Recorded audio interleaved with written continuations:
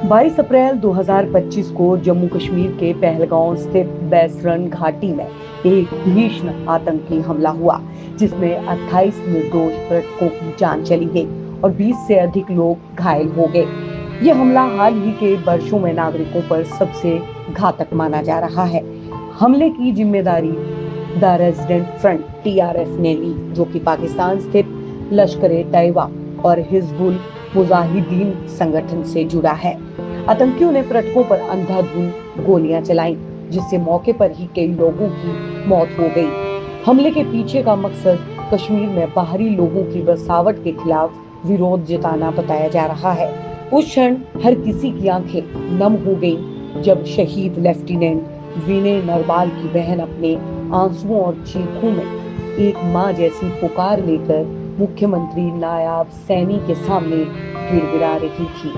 उसके शब्द किसी सवाल की तरह नहीं, बल्कि एक दिल टूटे हुए इंसान की उन आखिरी उम्मीद की तरह थे जिसे सिर्फ न्याय चाहिए था, सिर्फ उसका भाई वापस चाहिए था। उसने कहा, जिसने मेरे भाई को मारा, मुझे उसका सर चाहिए। ये शब्द सिर्फ गुस्से से नहीं, बल्कि ये ऐसी बहन की पीड़ा से निकले थे जिसने अपनों को देश के लिए खोया हो। वो रोते हुए कहती रही, कोई नहीं था वहां, अगर सेना होती तो मेरा भाई आज जिंदा होता।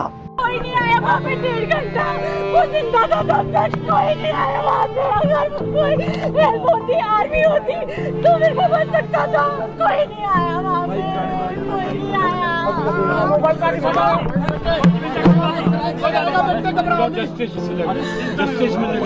want them dead. जिन्होंने मेरे भाई को मारा, मुझे वो dead चाहिए। बिल्कुल वो मरेगा जिसने मारा, वो मरेगा।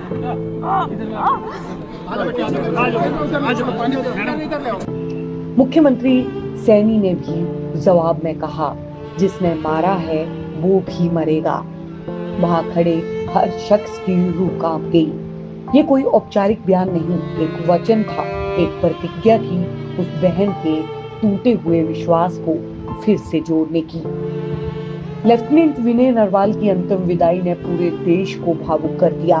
22 अप्रैल 2025 को जम्मू कश्मीर के पहलगांव की बैसरन घाटी में हुए आतंकी हमले में 26 वर्षीय नौसेना अधिकारी विनय नरवाल शहीद हो गए। वे अपनी पत्नी हिमांशी के साथ हनीमून मनाने गए थे जब आतंकियों ने उन पर हमला किया। हमले के दौरान आतंकियों ने उनका नाम पूछने के बाद सर में गोली मार दी, जिससे उनकी मौके पर ही मौत हो गई। 23 अप्रैल को हरियाणा के करनाल स्थित मॉडल टाउन शमशान घाट में उनका अंतिम संस्कार किया गया। इस दौरान उनकी बहन सृष्टि और उनके पिता ने उन्हें मुखाग्नि दी। अंतिम यात्रा में उनकी मां और बहन ने भी अर्थी को कंधा दिया। इस भावुक क्षण में उनकी बहन सृष्टि फूट फूट कर रो रही थी।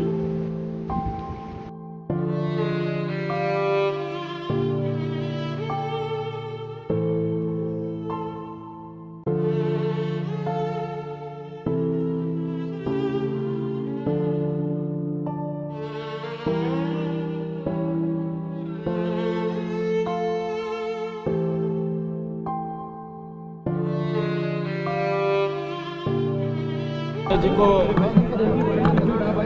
मैं आज श्रद्धांजलि देने के लिए और परिवार को मिलने के लिए मैं यहाँ आया हूँ।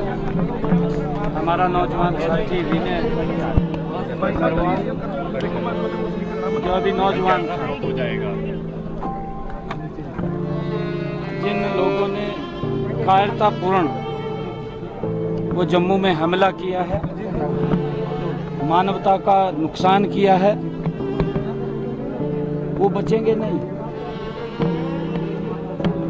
उनके खिलाफ सख्त कार्रवाई होगी और ऐसी कार्रवाई होगी कि आने वाले समय के अंदर इस प्रकार का कुकृत्य करने का साहस सोच समझ करके करेंगे। विनय नरवाल एक बहादुर हमारा जवान है। मैं उनको श्रद्धांजलि अर्पित करता हूँ। परमपिता परमात्मा से प्रार्थना करता हूँ कि उस दिवंगत आत्मा को अपने चरणों में स्थान दे। परिवार को, मित्रजनों को, रिश्तेदारों को जो उनके जाने से दुख हुआ है, उस दुख को सहन करने की शक्ति प्रदान करे। हरियाणा सरकार पूर्ण रूप से परिवार के साथ है। आदरणीय मोदी जी सभी परिवारों के साथ हमारी भारत सरकार खड़ी है। हरियाणा सरकार पूर्ण रूप से विनय नरवाल के साथ और उनके परिवार के साथ खड़ी है। कैमरे में आ रहा है। मैं परमपिता परमात्मा से यही प्रार्थना करूंगा कि उस दिवंगत आत्मा को अपने चरणों में स्थान दे। जिन लोगों ने इस घटना को अंजाम दिया है, उसके पीछे कौन लोग हैं और किन की वो इतनी बड़ी घटना को अंजाम देने की जरूरत हुई है, जल्दी ही उसका पर्दाफाश। मोदी जी चाहते हैं कि देश आगे बढ़े, परंतु कुछ बैड एलिमेंट्स जिनके दिमाग के अंदर भूस भरा हुआ है, वो नहीं चाहते कि ये भारत आगे बढ़े, क्योंकि लाखों की संख्या में लोग जम्मू कश्मीर के अंदर जाते हैं और किस प्रकार से वहां पर सैलानियों के ऊपर गोलियां चला करके उनको मौत के घाट उतार दिया। वो अपने मंसूबों में पूरे नहीं होंगे, उनके खिलाफ सख्त कार्रवाई हो। सर, अमरनाथ की यात्रा है, वैष्णो देवी की यात्रा है और नहीं, वो चलेंगी यात्राएं, उनके ऊपर कोई असर नहीं पड़ेगा। लोगों में डर ना बैठे सर। नहीं, डर तो उनके अंदर बैठेगा जो इस प्रकार के काम कर रहे हैं। उन लोगों के अंदर डर बैठेगा। जवाब दिया जाएगा। बिल्कुल जवाब मिलेगा। परिवार के लिए कहा बेटी ने या बात रखी? नहीं, बेटी ने कहा है कि जस्टिस मिलना चाहिए, क्योंकि वहां पर कोई जब इस प्रकार का वहां पर गोलीबारी हुई तो कोई नजदीक नहीं लगा। 1 घंटे तक वो बिटिया को मैं उसको जो बहादुरी से वहां बैठी रही उस मैदान के अंदर, उस गोलियों के बीच में, और वो अकेली वहां डटी रही, मैं उसको साधुवाद देता हूं। परंतु जिस प्रकार से वहां पर तांडव हुआ है, उसका जवाब अवश्य उन लोगों को मिलेगा और परिवार को न्याय मिलेगा। सर, आपको लगता है इस वक्त राजनीति